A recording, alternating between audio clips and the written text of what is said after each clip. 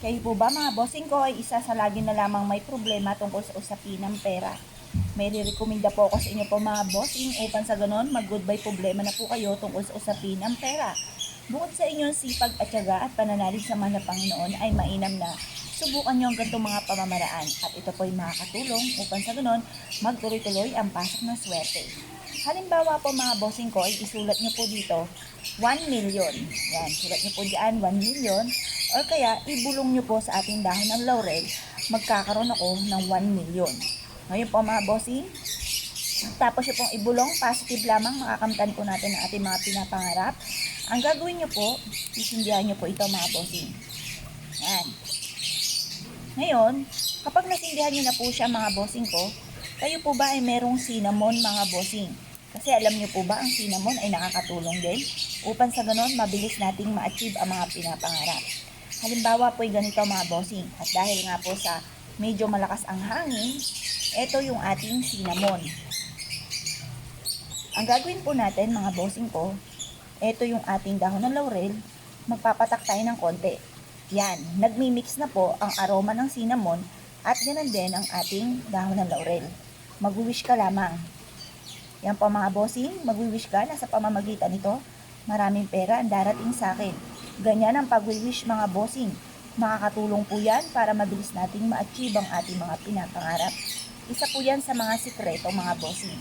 Ngayon po mga bossing, yung pinakapulbos po ng ating cinnamon at dahon ng laurel ay may kakayahan din na maka-attract ng swerte mga bossing. Kaya huwag nyo itatapon ito. Pwede nyo po siyang ihalo sa ating asin at ito po ay magiging black salt po siya mga bossing.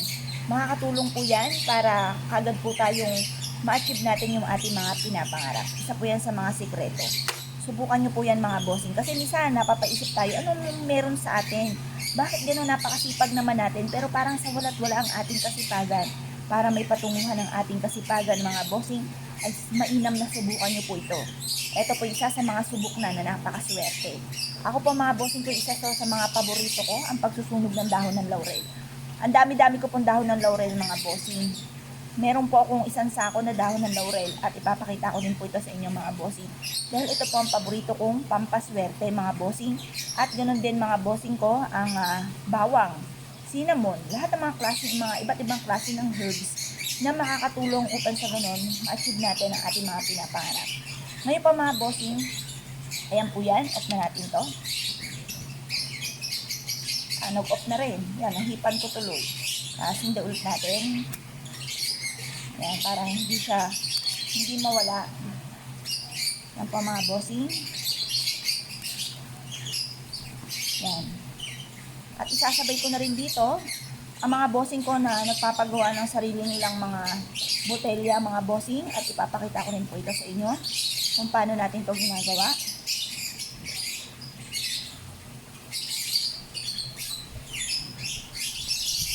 Yan po mga bossing ko yung ating pagpapausok niyan. Ating cinnamon. Magtatawag yan ng swerte, magtataboy ng mga kamalasan. Yan, yung usok niyan mga bossing ko ay magtatawag ng swerte. Subukan nyo po yan. Bukod po sa daw ng laurel, pwede tayong gumamit ng cinnamon. Yan po mga bossing ko, kayo po naniwala at nais nyo po yung gawin. Subukan nyo na po ito at good luck po sa inyo po lahat.